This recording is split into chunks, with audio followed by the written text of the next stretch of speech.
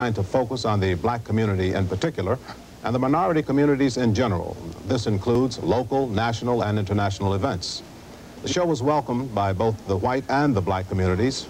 Blacks and other minorities view it as an outlet and a chance to be heard in a positive manner. Some of the whites I've spoken with about the program say that it's enlightened their perception of the black community. We've interviewed personalities, black and white, young and old, artists and laborers, company presidents and politicians. There was a kind of spirit that existed at Channel 5 when I was there, and I was covering general assignments and mostly the politics of New York. And we did it usually in a rather unorthodox way. I remember the mayoral campaign of 1977 when we came up with the idea of we the jury. We impaneled a jury of 12 men and women representing a diversity of neighborhoods, ethnic, religious, racial backgrounds.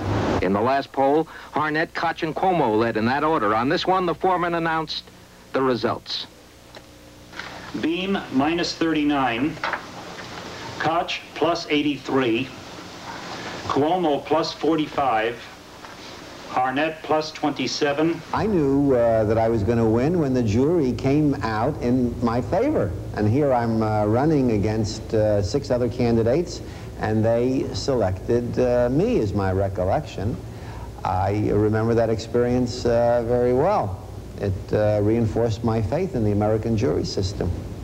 I, in a sense, was part of Channel 5 for an extended period of time because when I was a member of Congress back in, I think it was 76, 77, when I first came on the program to debate with Dr. Martin Aband. And I come back from time to time whenever they invite me to bring people up to date on what the mayor is doing. I've always found Channel 5 to be very fair in its coverage of City Hall. Sometimes they beat me up, sometimes they say nice things about me, but I've never thought of them as being other than fair, if on occasion in error. We have always treated our mayors and our colleagues on Channel 5 with respect tempered by the truth. Some stories are more appropriate for a detailed treatment. A lot of the early documentaries on Channel 5 dealt with personalities. One of the best remembered is James Faulkner's word and picture portrait of his native Mississippi. He had lived in that society all his life and was torn by conflicts of conscience. Yet he wrote of it with compassion and understanding, seeing in it its virtues and its faults. My childhood was as American as apple pie and really as the 4th of July. The memories I have of my childhood are happy ones. They're very good memories. In the cruel nightmare that was my childhood, there was one place, one refuge, a hill in Central Park. From that hill, I could see Harlem. I could see the dark and brooding ghetto. From that hill, I could also see downtown. Another concern of Channel 5 documentaries was health. In the late 1950s, the medical series A Question of Life shows for the first time on television the technique of reviving a patient's heart, which had stopped during surgery. A decade later saw another Channel 5 first, open heart surgery, broadcast live in Miracle in OR 5.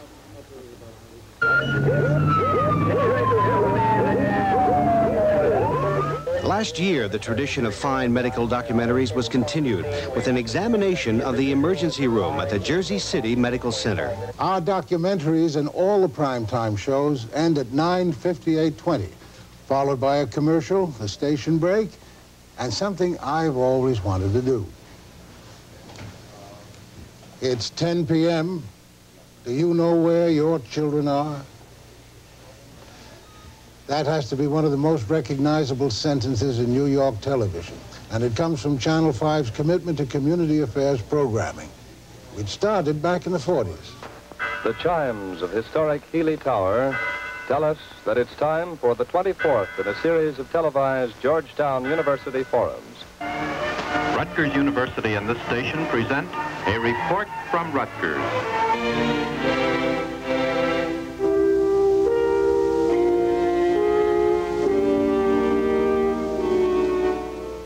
About 20 years ago, Channel 5's executives perceived the need to serve a part of the community that television had largely ignored, the minority people of the metropolitan area.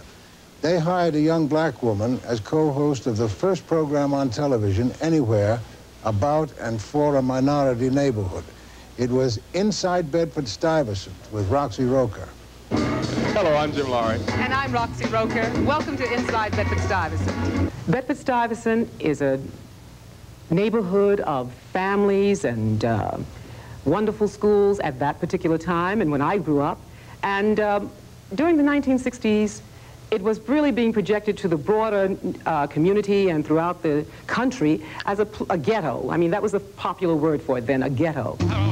We could talk to people in the community about the wonderful parts. Everybody else knew about the negatives, but we wanted to project on that show some wonderful positive things, and I think we did it. In 1969, I became co-host of the show with Joe Dennis, and you'll see a slightly nervous Marion Etoile on her debut. And, can I call you by your first name? Tate. How about that? That was an easy way of finding it out. At the same time, the station developed and aired a series of focus spots designed to break down prejudices and help bridge the gaps among the many groups that seem to be polarizing the city. They were unique. Members of the community, from corporate executives and leaders of minority groups, to dropout teenagers and former drug addicts. They all ad-libbed a one-minute message of information and help. The third series, inaugurated in 1968, was the Harlem Cultural Festival. With the help of the Parks Department, Mount Morris Park became the setting for a series of pop concerts. The first show featured the great Count Basie and his orchestra. Our weekly public affairs series, Off the Set, gives all our on-air personalities a chance to explore issues in depth. Good evening, everyone. I'm Judy Lick. This one aired last April. What are the chances of a woman vice presidential candidate this year? For anyone to think that a woman can't do it, you just got to think of the guys who run for president and who've been president. And then Americans have got to start understanding. Now, I realize that that doesn't happen overnight, and that will be a process of education, but it's going to happen, and we just can't only rely on the polls. In 1980, we decided to celebrate New York in a big, small way. Big Apple Minutes were started as an experiment. A run of about 6 weeks was expected. 4 years and several hundred bushels later, the apple still crunches 3 times an evening, and there's no end of locations in sight. Visit the New York Botanical Garden, right here in the Bronx.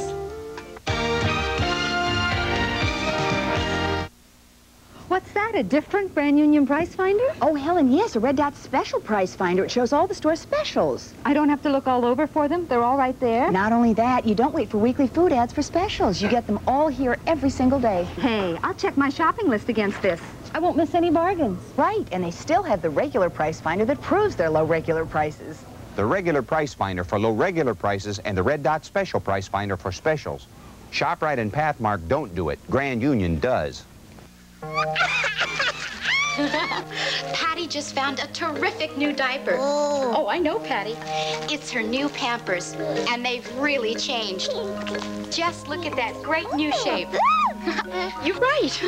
It's almost shaped just like a baby, and they stay so dry now. Patty can just about say bye-bye to wetness. Yeah, bye-bye. She thinks it's because they're so much thicker now. To absorb more. And do absorb more. That's right. Her old Pampers couldn't absorb all this in a million years, but these new Pampers absorb more than ever to really stay dry next to baby's skin. And these wonderful new double elastics. What? You're right. It really fits nice and snug. Oh. Today's new Pampers, they stay so dry now, your baby can just about say bye-bye to wetness. Say bye-bye. Bye-bye. It's the all-new Star Search 85. Morgan Fairchild and David Hasselhoff join host Ed McMahon for the hottest talent hunt on television. Who will be the superstar of tomorrow? Find out on the all-new Star Search 85. Gorgeous models, sensational singers, dazzling dancers, hilarious comedians, and more. It's an all-new year with all-new stars. It's Star Search 85. 8 p.m. Sunday on Channel 5. New York is a unique environment for children's programming. There are an astounding number of places to visit with a television camera.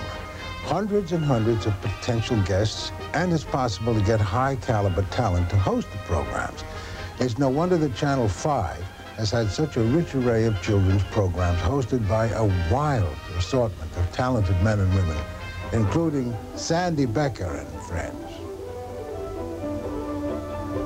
Gee, it's hard to believe that it's been 30 years since Marvin Mouse and Stanley Q and Giba Giba.